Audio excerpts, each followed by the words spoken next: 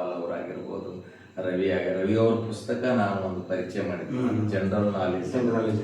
ಅವಾಗಲೇ ಇವ್ರೇನೋ ನೌಕರಿ ಆಗಿರಲಿಲ್ಲ, ಭಾಳ ಚಿಕ್ಕವರಿದ್ರು, ಏನೋ ಓದೋ ಹಂತದಲ್ಲಿ ನನಗೆ ಕರೆದ್ರು. ಮಿನಿಸ್ಟರ್ ಸಾಬರು ಪುಸ್ತಕ ಲೋಕಾರ್ಪಣೆ ಮಾಡಿದ್ರು, ನಾನು ಪರಿಚಯ ಮಾಡೋದು.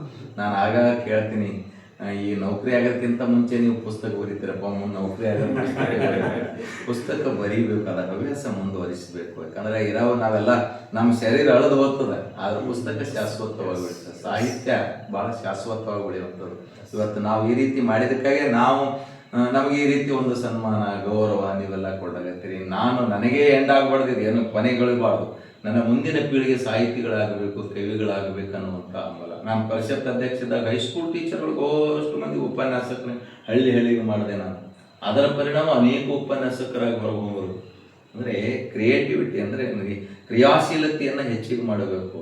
ಮಠಗಳ ಅಂಗಳದಲ್ಲಿ ಸಾಹಿತ್ಯ ಕಾರ್ಯಕ್ರಮ, ಸಾಹಿತ್ಯ ಚಿಲುಮೆ, ಮನೆಗೆ ಸಾಹಿತ್ಯ ಚಿಲುಮೆ, ಹೀಗೆ ಮಾಡುವುದರಿಂದ ಒಂದು ರೀತಿಯಾಗಿ ನಮಗೆ ಒಳ್ಳೆಯ ವಾತಾವರಣ, ಆ ರೀತಿ ಸೇಡಂನಲ್ಲಿ ನಾನು ಬೆಳೆದಿದ್ದಷ್ಟೇ ಅಲ್ಲ, ಇನ್ನೊಬ್ಬರಿಗೆ ಬೆಳೆಸಿ ಅನ್ನುವಂಥ ಅಭಿಮಾನ ನನಗಿದೆ. ಬರೇ ತಾನೊಬ್ಬ ಬೆಳೆದಲ್ಲ, ತಾನೊಬ್ಬನೇ ಸಾಹಿತ್ಯ ರಾಜ್ಯ ಮಟ್ಟಕ್ಕೆ, ರಾಷ್ಟ್ರ ಮಟ್ಟಕ್ಕೆ ಆಗುವ ಅವಶ್ಯಕತೆ ಇಲ್ಲ. ನಾವು ಇನ್ನೊಬ್ಬರಿಗೆ ಬೆಳೆಸುವಂಥ ಕೆಲಸ ಮಾಡಿದಕ್ಕಾಗಿ ಭಗವಂತ ನಮಗೆ ಈ ರೀತಿಯಾಗಿ ಆಶೀರ್ವಾದ ಮಾಡ್ಯಾನ. ಈ ನೃಪತುಂಗನ ನೆಲಕ್ಕೆ ಒಂದ್ಸಲ ಕೊಡೋಣ ಅನ್ನುವಂಥ ಒಂದೆಲ್ಲ ನಮ್ಮ ಸಾಹಿತ್ಯ ಪರಿಷತ್ತಿನ ಅಧ್ಯಕ್ಷರಾದಂಥ ವಿಜಯಕುಮಾರ್ ಪಾಟೀಲ್ ತೇಗಲ್ತಿಪ್ಪಿ ಮತ್ತು ಅವರೆಲ್ಲ ತಂಡ, ಅವರ ಬಳಗ ಈ ರೀತಿ ಇವತ್ತು ಅವರೇನು ಮೊನ್ನೆ ತಾನೇ ನಿರ್ಣಯ ಮಾಡಿ ಘೋಷಣೆ ಮಾಡಿದ್ದಾರೆ. ಫೆಬ್ರವರಿ 16-17 ಕಲಬುರಗಿಯ ಸರ್ದಾರ್ ವಲ್ಲಭಭಾಯಿ ಪಟೇಲ್ ತಿಮ್ಮಾಪುರ ಸರ್ಕಲ್ ಅಂತೇನು ಕರಿತೀವಿ, ಅದರ ಪಕ್ಕದಲ್ಲೇ ನಮ್ಮ ಬಾಪುಗೌಡ ದರ್ಶನಾಪುರ ಕನ್ನಡ ಭವನದಲ್ಲಿ ಈ ಕಾರ್ಯಕ್ರಮ ಇರ್ತದೆ. 2 ದಿನ ಕಾರ್ಯಕ್ರಮ, ಫೆಬ್ರವರಿ 16-17. ನೀವೆಲ್ಲರೂ ಸಹಿತ ಬರಬೇಕು, ಆ ಕಾರ್ಯಕ್ರಮ ಯಶಸ್ವಿ ಮಾಡ್ಕೊಳ್ಬೇಕು. ಬರೀ ಗೃಹ ಸನ್ಮಾನಕ್ಕೆ ಸೀಮಿತ ಬೇಡ ಅಂತೇಳಿ ರವಿ, ನೀವು ಸಮ್ಮೇಳನಕ್ಕೆ ಬರಬೇಕು. ಇವರು ಹೇಳಲಾರದೆ ಬಂದರೆ ಬೇಡ ಅಂತಾರಂತೇಳಿ ಇವರು ಸ್ವಭಾವ, ಇವ್ರು ಹೇಳಿದ್ರೆ ಬೇಡ ಅಂತಾರಂತೇಳಿ ಹಂಗೆ ಬಂದ್ಬಿಟ್ರ. ಏನೇ ಇಲ್ಲಿ ನಮ್ಮ ಆಗಲ್ಲ, ಇಲ್ಲಿ ಆಗಿದ್ದು ಚಲೋ ಆಯ್ತು. ನೀವು ಅಲ್ಲಿ ಮಾತ್ರ ನೀವು ಹಾಜರಿರ್ಬೇಕಲ್ಲ, ಎಲ್ಲ ಅವಕಾಶ ಇರ್ತದೆ.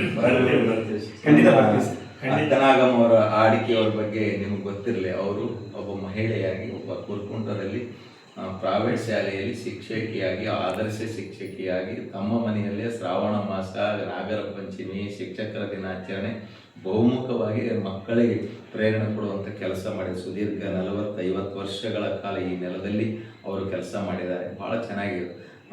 ಅವರ ಕೊಡುಗೆ ನಮ್ಮ ತಾಲೂಕಿಗೆ ಭಾಳ ಇದೆ. ನಮ್ಮ ಹೆಣ್ಮಕ್ಳ ಆಶೀರ್ವಾದ ಭಾಳ ದೊಡ್ಡದಿದೆ. ಹೆಣ್ಮಕ್ಳ ಆಶೀರ್ವಾದ ಮಾಡ್ಯಾರಂತೇಳಿ ನಾವು ಈ ಮಟ್ಟಕ್ಕೆ ಬೆಳೆದಿದ್ದು. ಇವ್ರಿಗೆ ಸೇರಿಸಿ ಇವರು ನಮ್ಮ ಸಹೋದರಿ, ಹಿಂದೆ ನಮ್ಮ ಮನೆಯವರು ಅದರ, ಅವರ ಆಶೀರ್ವಾದನೂ ಇದೆ. ಹಾಗಾಗಿ ಎಲ್ಲರ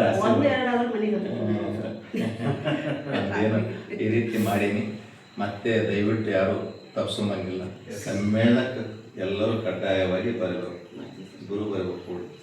ಹೆಂಗೆ ಮಾಡ್ತಾರೋ ಗೊತ್ತಿಲ್ಲ, ಸಮ್ಮೇಳನ ಯಶಸ್ವಿ ಮಾಡೋಣ ಅಂತ ಮಾತನ್ನು ಹೇಳಿ ನಿಮ್ಮೆಲ್ಲರೂ ಬಂದಿದ್ದಕ್ಕಾಗಿ, ನಮಗೆ ಗೌರವ ಕೊಟ್ಟಿದ್ದಕ್ಕಾಗಿ, ಈ ಗೌರವ ನಾನು ಹೃದಯದಲ್ಲಿ ಇಟ್ಕೊಂಡು, ನಿಮ್ಮ ಪ್ರೀತಿ ಹೃದಯದಲ್ಲಿ ಇಟ್ಕೊಂಡು, ಮುಂದಿನ ನನ್ನ ಎಷ್ಟು ಆವಿಷ್ಯ ಇರ್ತದಲ್ಲ, ಅದಕ್ಕಾಗಿ ನಿಮ್ಮೆಲ್ಲರ ಏನು ನಿಮ್ಮ ಅಪೇಕ್ಷೆ ಅದರ ತಕ್ಕಂತೆ ಕನ್ನಡ ಕಟ್ತೀನಿ, ಕನ್ನಡ ಬೆಳೆಸ್ತೀನಿ. ಮನೆಗೂ ಕನ್ನಡದ ಜೀವನ ನಿಮ್ಮೆಲ್ಲರಿಗೂ ಶರಣ